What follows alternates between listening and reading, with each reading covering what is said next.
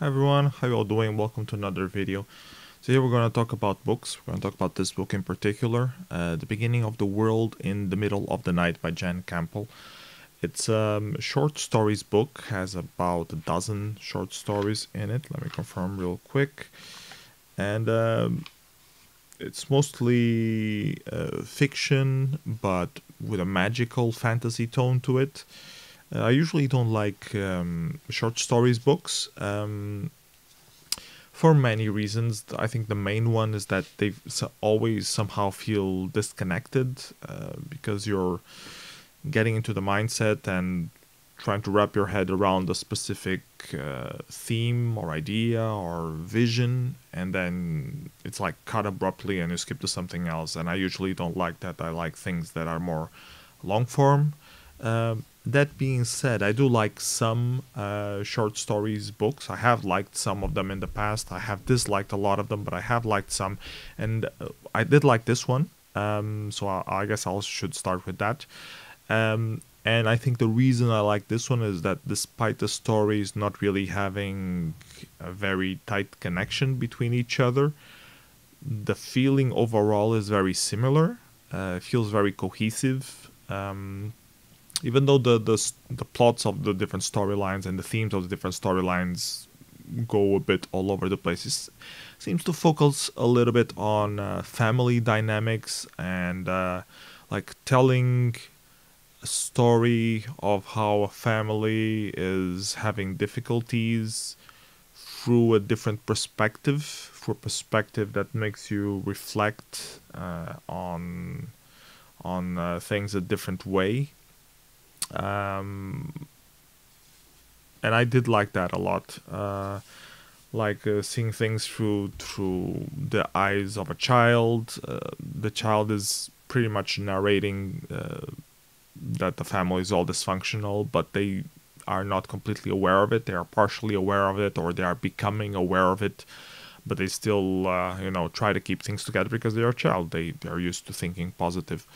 Um, there are a lot of different things that I liked about this book. Don't know how much I should spoil and how much I should not. That's what's going through my head right now. Um,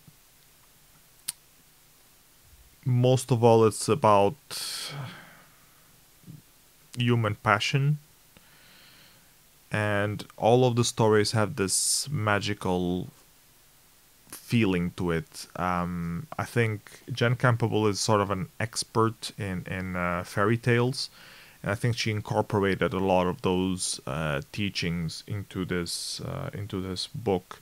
A lot of these stories feel like a modern take on fairy tales, and I'm talking about the fairy tales where there's always something very macabre happening, like I don't know, Red Riding Hood or whatever it's called in English, where the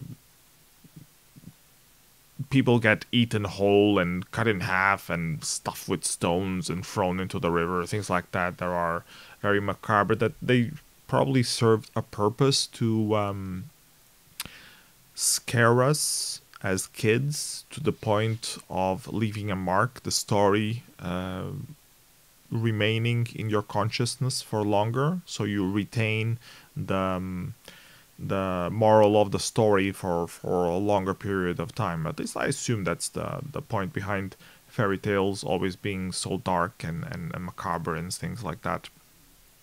And if you check studies on memories and capacity for remember things, if you associate some things with like other feelings, other senses like smell, touch, even if it's just imaginary, it's a lot easier to remember those kind of things. Like champions of memory things associate different numbers to different feeling sites, even if they are fictitious.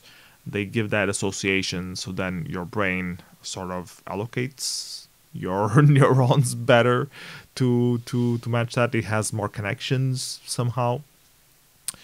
I know it's interesting. It's interesting field of study, but I think that's what really made those fairy tales survive all these years, centuries of being passed along one through the other, and the most darker ones are the ones who actually survived. You don't really okay, most fairy stories have a once upon a time and then they end. They lived happily ever after, but did everyone in the story lived really happily ever after? If you check a lot of the fairy tales, a lot of people went through very hard ordeals and then they didn't come through completely in the end.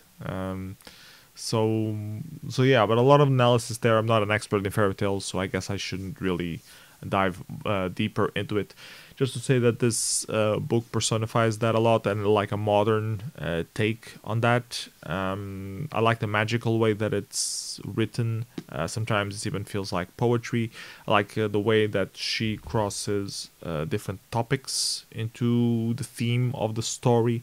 Where at first glance it might seem like they are drifting apart, but they're really forming this more global view of the whole thing, and you have to extrapolate some meaning outside of it. But for me, it felt kind of it's not obvious explicitly, kind of obvious, but it's not hard to reach the obvious conclusion either.